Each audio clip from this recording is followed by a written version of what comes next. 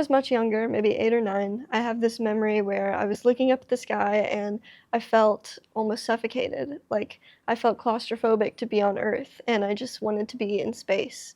So I just kept looking up at the clouds and mentally placing myself up there. And for years, that suffocating feeling never really went away. I grew up in a small town full of small ideas, and looking up at the sky gave me hope that even in the smallest places, there could still be something huge just hidden beneath the surface. But as I got older, I only felt more trapped, like there was a screen between me and the rest of the world.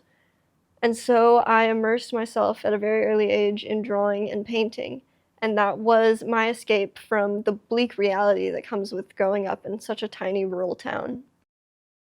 At possibly my lowest point, I joined a community service class called East. It allowed me to use those skills that I developed as an escape to make a mark on my community. And as I grew more comfortable sharing my work with the world, I saw it as an opportunity to make my own path forward, and that's what I did. I started the class as a shy kid who was afraid of my own shadow, but easily my greatest fear was talking to people.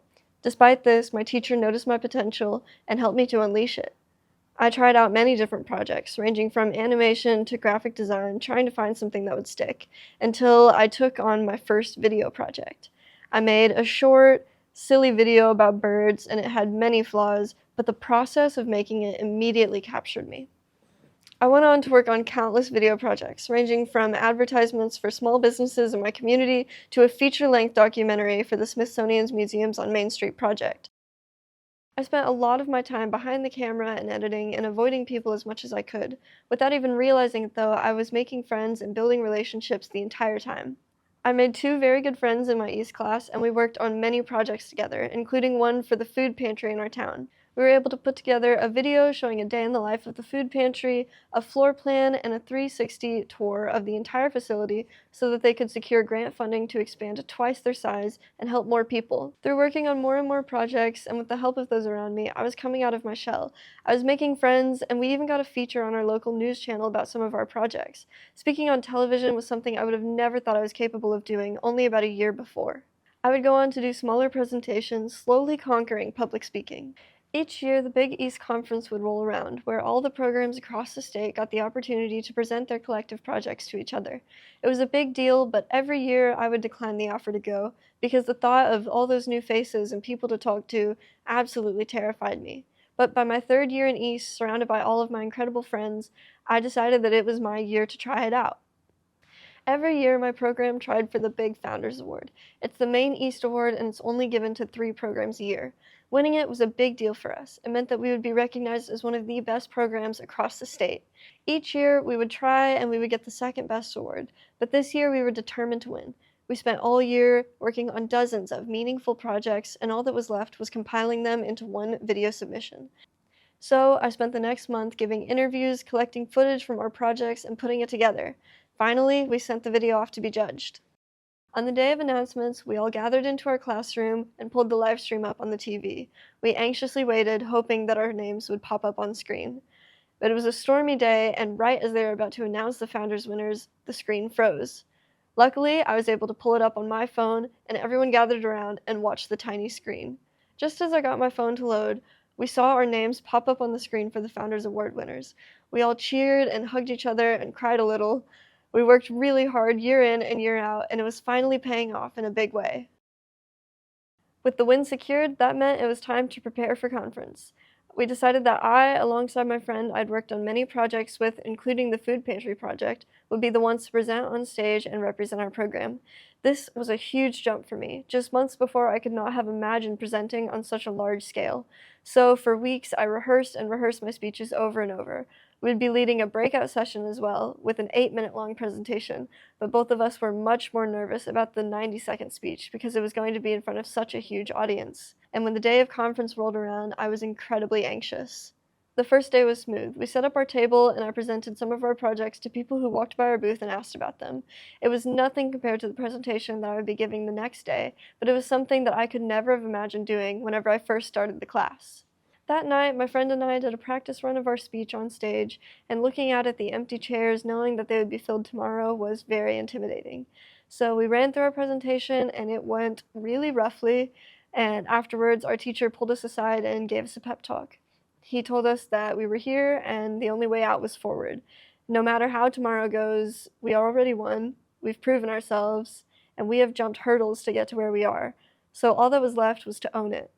All of it was exactly what we needed to hear. And that night, before I went to bed, I was still anxious, but I had this new feeling. I felt as if that claustrophobic feeling that had been hanging over me for years was lifting. I knew in that moment that what I was doing, no matter how anxious it made me, it was for a good reason, and it was going to take me places that I'd never been before. I woke up feeling oddly ready to take on the day. That morning, everyone gathered into the concert hall, and I sat in the crowd watching the other presenters and anxiously waited to be called backstage. When we were, my friend and I sat behind the curtains and tried to calm each other down. In no time, our names were called, and we walked on stage, microphones in hand. As I looked out at the huge crowd in front of me, I saw my friends from my program and the smiles on their faces.